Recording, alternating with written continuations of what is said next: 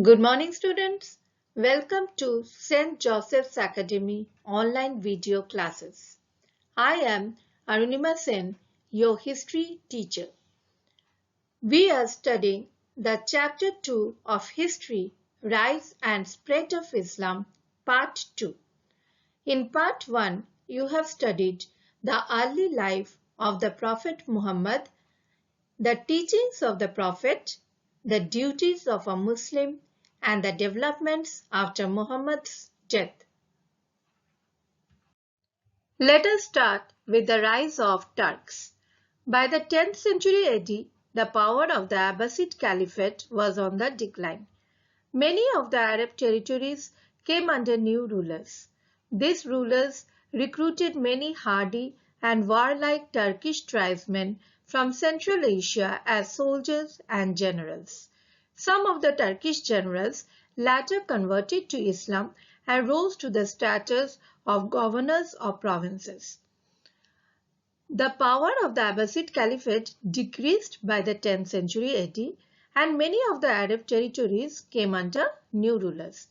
Now these new rulers, they appointed many Turkish tribesmen who were from Central Asia. These Turkish tribesmen were appointed as soldiers and generals. Now some of these Turkish tribesmen later they converted to the Islam religion and they rose to the status of governors of provinces. Some of these governors even set up independent states. The Turkish rulers assumed titles like Amir and Sultan. The ruler of the state of Ghazni in modern Afghanistan carried out a series of raids into India in the 11th century AD. Some of these governors even set up the independent states. And these Turkish rulers, they assumed the titles like Amir and Sultan. The ruler of the Ghazni state, which is in modern Afghanistan, he carried out a series of raids. That means he attacked India in the 11th century AD continuously. After the 11th century, different groups of Turks, namely the Seljuk, Ghorid and Ottoman Turks controlled West Asia. So we are seeing that after the 11th century, there are the different groups of Turks who were the Seljuk, the Ghorids and the Ottoman Turks. They controlled West Asia. The Crusades. In the 11th century, the Byzantine Empire was attacked by the Seljuk Turks. They conquered most of the regions except Asia Minor and Greece. Since the Byzantine Empire was not strong enough to combat the Seljuks, it turned to Western European princes for help. Emperor Alexius of Byzantium sought help from Pope Urban II in 1095. So what is the meaning of the Crusades?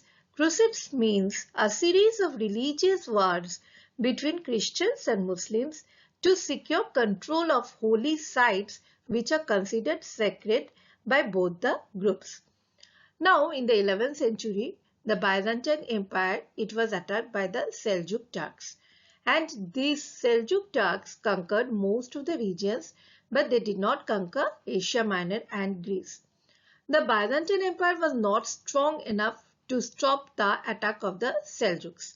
That's why the Byzantine Empire sought help from the Western European princes. Emperor Alexius, he sought help from Pope Urban II in 1095. Now, responding to the call which was given by the Pope for help, a number of Christian armies were raised. Now, these Christians wanted to free the holy city of Jerusalem from Muslim control. And therefore, there were a number of religious wars which were started between the Christians and the Muslims. These religious wars were called the Crusades, and these Crusades lasted till the 13th century. The Crusades began in 1096, and these Crusades were very devastating. That means it was very damaging, and many lives were lost during this war. But there was a positive aspect to this also. What was the positive aspect? That there was increased interaction, that means increased relation between the European and the Eastern nations. And as a result of this increased relation between European and Eastern nations, the business, the trade expanded, and therefore it brought a lot of wealth to Italian and other European trading centers also. In fact, the merchants, that means the businessmen and the wealthy sections, they also gave money for the crusades. In this paragraph, we will be studying about the spread of Islamic culture, that is the growth of trade and commerce. Under the encouragement and patronage of the Abbasid caliphs, the trade was dominated by the Arabs, and this brought them richness, that is prosperity. To help the long-distance trade, the land routes were kept in good condition by the Abbasids. They also maintained caravanserais, which are camel motels. Motel is a roadside hotel where one can stay overnight. The Arabs used to stay there overnight and feed their camels, and in the morning they used to again go. And they developed a good banking system also. These Abbasids, they developed a good banking system also. The Muslim traders controlled the sea routes in the Indian Ocean and the Persian Gulf region. The Islamic urban centers, they had industries which specialized in the manufacture of carpets. You can see here the picture of a Persian carpet, brocades, then perfumes, goods made of silk, wool, metal, glass and leather. Now these goods kept the flourishing trade going.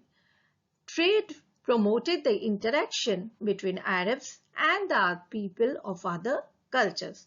And that is why what happened, the Arabs gathered knowledge also from the other cultures, that is the Greeks, Chinese, Persians, Indians and Romans, and then they spread it far and wide.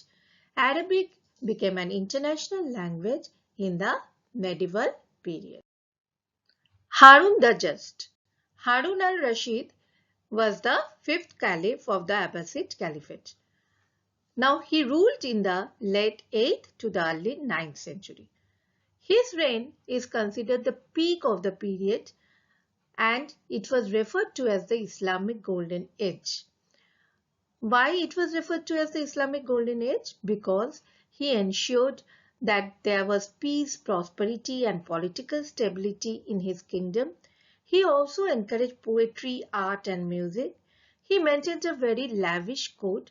Lavish means expensive and royal court, which is reflected. Now this lavish court is reflected in the stories of the 1001 Nights.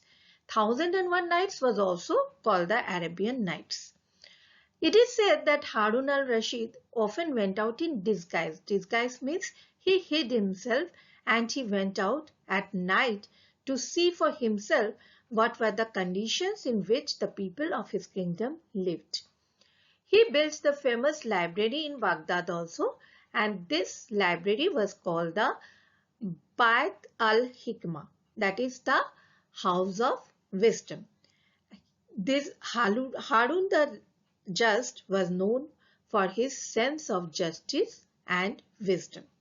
There is a legend, that means legend means a story, that there was a dispute. Dispute means fight between two women, both claiming to be the mother of a newborn baby. Now when the case was brought before Harun al-Rashid, he said that the baby should be cut into two equal halves. Now the first woman, she agreed that yes, let the baby be cut. But the second woman, she was alarmed and she said that, oh no, the other could have the baby, but no harm should come to the baby. So the second woman said that yes, the other woman could have the baby, but no harm should be done to the baby. Now Harun al-Rashid understood that the second woman only was the mother, because a mother would never want harm for her baby.